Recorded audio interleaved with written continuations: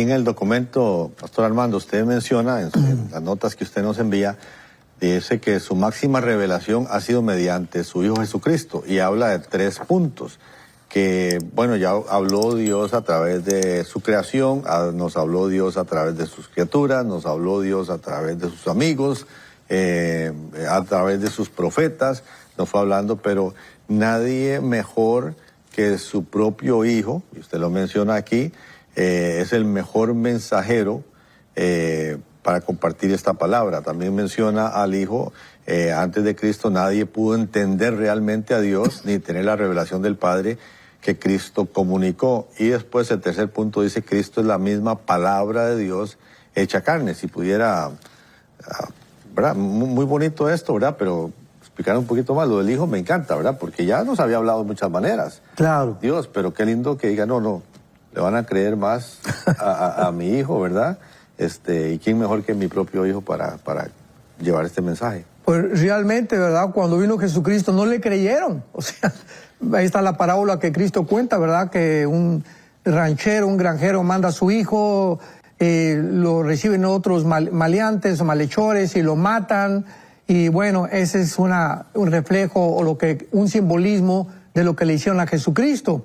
Haciéndose hombre para manifestar al Padre, le ponemos en una cruz, manifestando la profunda maldad del pecado y lo que el pecado ha hecho en el ser humano. Pero aquí hay un problema que se presentaba cuando Dios iba a mandar a su Hijo, porque vemos claramente desde el libro del Génesis, donde comienza la genética, Génesis 1, 11 y 12, que todo está hecho de acuerdo a la genética, las plantas, las semillas de los árboles, tienen un código, ¿verdad?, genético, que todos tenemos. Los equinos, el ganado vacuno tiene un código genético, las jirafas tienen un código, y ese código, el ADN, no se puede mezclar con otro tipo o con otra mezcla de especie. Así que el ser humano no se puede mezclar con los animales. Y el ser humano, en su código genético, que es el ADN, se corrompió el ADN con el pecado. Y el ser humano pues tiene el varón, el cromosoma Y, que no tienen las mujeres. Las mujeres tienen el XX. ¿Por qué trato esto? Para entender el nacimiento de Cristo. Entonces, si Dios iba a mandar a su Hijo al mundo a través de una mujer que era virgen, María o Miriam, que es el nombre en griego, Dios tenía que resolver el problema de que el nacimiento de su Hijo no viniera contaminado con la sangre humana, porque desde Adán hasta nuestros días, todos los seres humanos tenemos un virus en la sangre que se llama el pecado. Un virus es una palabra que uso nada más como un símbolo, pero es una infección que corrompió completamente nuestra naturaleza y nos separó espiritualmente de Dios. Entonces Dios resuelve este problema diciéndole a María, vas a ser madre, pero tú no vas a tener ninguna relación con José. José no se va a meter contigo. Ella no entendía qué le estaba diciendo el ángel Gabriel. Sin embargo, Dios le dice, lo que van a hacer dentro de ti no va a ser el producto de una relación sexual entre José y tú. Porque si José tiene relaciones contigo, entonces mi hijo, Dios en la carne, estaría contaminado en su sangre. Entonces Dios pone el cromosoma Y porque el Mesías tenía que ser hombre, no iba a ser mujer el Mesías. Dios escogió que un hombre fuera el Mesías y tenía que tener el cromosoma Y que tenemos nosotros. Entonces Dios pone y fecunda el óvulo de María colocando el cromosoma Y sin que José intervenga, y cuando nace Jesucristo, nace con la sangre limpia, sin la contaminación del ser humano. Esto era necesario, repito, porque para que Él abriera sus brazos en la cruz y nos dijera, los perdono, pues nadie puede perdonar más que Dios. Entonces ni un ángel, ni Abraham, ni Isaac, ni Jacob, ni un papa, ni un santo, ninguna virgen puede perdonarnos pecados más que Dios. Así que el que estaba en la cruz tenía que ser hombre y tenía que ser Dios al mismo tiempo. Esta es la pregunta que un musulmán me hizo hace algún tiempo. Me dijo, oiga, ustedes los cristianos, me dice este musulmán, creen que Dios es Cristo, ¿verdad? Y que Cristo es Dios. Y le dije, sí, así es. Y me dijo, ¿pero cómo? ¿Que acaso Dios puede morir? Y le dije, claro que no puede morir Dios, Dios es eterno. Y me dice, entonces, si Cristo es Dios, ¿cómo es que murió en la cruz? Y yo le dije, bueno, esta es la ignorancia que ustedes tienen de las dos naturalezas que Cristo tenía. Cristo era 100% hombre y 100% Dios. Así que lo que muere en la cruz es la naturaleza humana de Jesucristo. Él abre sus brazos, dice Romanos 8:3, que en la carne Él llevó el pecado, se hizo pecado en nosotros en la carne, porque es en la carne donde habita el pecado, es la habitación en nuestro cuerpo el pecado. Y por eso le dijo a Dios, en tus manos entrego mi espíritu. Entonces Cristo muere en la cruz humanamente, pero no Dios, ¿verdad? Porque Dios no puede morir. Pero cuando entendemos las dos naturalezas de Cristo, entendemos claramente la obra de Cristo en esa cruz. Y en medio de esa revelación, doctor Alducin, hay un pasaje que a mí me apasiona mucho, ¿verdad? Como es en los evangelios se narra aquel camino a Emaús, cuando Jesús se topa con aquellos varones que seguro iban reflexionando todo lo que había sucedido y se lo encuentran a él. Y en medio de toda la conversación dice que Jesús les dice, comenzando desde Moisés y pasando por todos los profetas, les declaraba en todas las escrituras las cosas que de él decían, ¿verdad? Y cómo, a pesar de estar ellos conversando, es ahora que usted decía, ¿verdad? Que los profetas y todo, y hasta Jesús, y a veces como que al ser humano le cuesta que le entre, ¿verdad?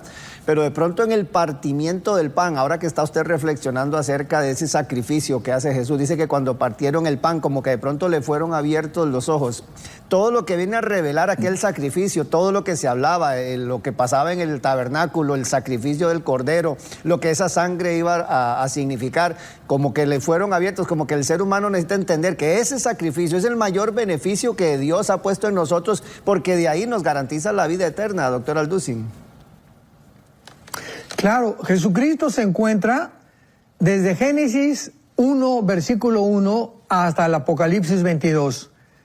Cristo está en todos los libros de la Biblia, Cristo está escondido en todos los libros de la Biblia, todo lo que era el tabernáculo, el propiciatorio, todo absolutamente las leyes que le dio Dios a los levitas, del sacerdocio, todo absolutamente es Jesucristo. Las fiestas, las 7 fiestas judías, son fiestas de Jehová, no eran fiestas de Israel, eran fiestas de Jehová, porque al Padre le agradó en esas fiestas esconder a su Hijo para que reflejaran diferentes áreas del carácter de su Hijo Jesucristo. Y esto es maravilloso porque cuando en Génesis, acabo de mencionar que en Génesis 1:1 se encuentra Jesucristo, ¿y en dónde está? En el principio Dios hizo los cielos y la tierra. Bueno, en el original griego, Bereshit Elohim ha-samayim ha-eretz, la palabra alfa y omega se encuentra a la mitad de la letra de Génesis 1:1. O sea, el alfa, ¿verdad? Es la primera letra del abecedario griego y la omega es el último. Y en el hebreo es la primera letra del hebreo y la última palabra letra del hebreo, las que se encuentran ahí en Génesis 1:1. El alfa y la omega, el principio y el fin. Así que desde el principio encontramos nosotros en el lenguaje y en las palabras hebreas que Jesucristo es escondido, y cuando rastreamos y descubrimos e investigamos mucho más el precioso lenguaje que es el hebreo, podemos descubrir todos los tesoros escondidos de Dios a través del Antiguo Testamento.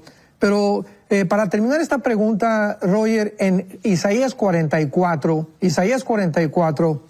versículo 6 al 8, nos da Dios en el Antiguo Testamento otra evidencia de cómo se ha revelado, y por eso hemos puesto en los últimos años tanto énfasis en la escatología, porque todos los eventos que están a nuestro alrededor, todas las piezas, la pandemia, la vacuna, Ucrania, etcétera, etcétera, todas estas piezas están conectadas. O sea, todo lo que está sucediendo en el mundo no está sucediendo accidentalmente, ni tampoco es por obra y gracia, ¿verdad?, de la suerte. Todo está conectado y todo tiene un origen. Y cuando encontramos ese origen, nos damos cuenta que podemos entender lo que está pasando en el mundo. Pero todo lo que está pasando en el mundo, Dios en Isaías 44 le dice hace 2700 años al profeta Isaías: así dice Jehová, Rey de Israel y su Redentor, Jehová de los ejércitos, yo soy el primero, yo soy el postrero, fuera de mí no hay Dios. Y hace una pregunta el Espíritu Santo: ¿quién proclamará lo venidero, lo declarará y lo pondrá en orden delante de mí, como hago yo desde que establecí el pueblo antiguo? O sea, desde que Dios establece a la nación de Israel, ya Abraham era profeta, ya Abraham hablaba como profeta, ya Jacob, Génesis 49, le habla a las 12 tribus antes de morir y profetiza de cada una de ellas, y vemos que todas estas profecías que van a cumplirse en los eventos que estamos teniendo alrededor vienen de la Biblia. ¿Quién otro libro? Yo le puedo decir a cualquier persona que nos escuche, ¿verdad? Si tú sigues a Nostradamus, ni siquiera el 20% de las profecías de Nostradamus se cumplieron. Jim Dixon, que salió una señora que profetizó que Kennedy iba a morir en Dallas en los 60s, que vio sangre, creyeron que era profeta, y de ahí no se volvió a cumplir ninguna otra profecía. Y hay una ley en la Biblia que cualquier persona que se atreva a profetizar algo, si no se cumple el 100%, no es de Dios. Y cuando venimos a la Biblia, nada más en la crucifixión de Cristo, 33 profecías se estaban cumpliendo. Nada más en su muerte, el Salmo 22, Dios mío, ¿por qué me has desamparado? Horadaron mis manos y mis pies, sobre mi ropa echaron suertes, etcétera, etcétera. Entonces, Dios nos reta: ¿quién proclamará lo venidero y lo pondrá en orden? Desde el principio del Antiguo Testamento encontramos el orden que Dios puso cronológicamente de toda la creación y de toda la historia. A Daniel le dijo: va a venir primero Babilonia, los medos persas, los griegos, los romanos, tal como la historia lo corrobora.